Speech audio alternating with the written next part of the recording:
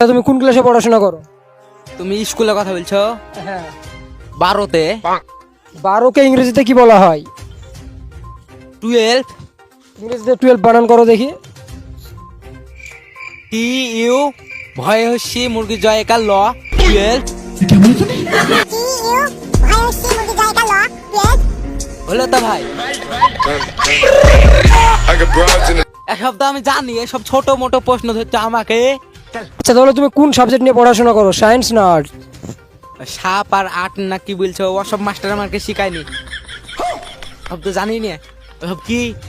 ये सब क्या देखना पड़ रहा है? अच्छा है मैं अंधा हूँ। আচ্ছা তোমার ফেভারিট বিষয় কি? ফেভারিট আবার কি ভাই গো? মানে তোমার পড়াশোনার পছন্দের বিষয়গুলি কি কি? আমার তো কিছুই ভাল লাগে না পড়তে।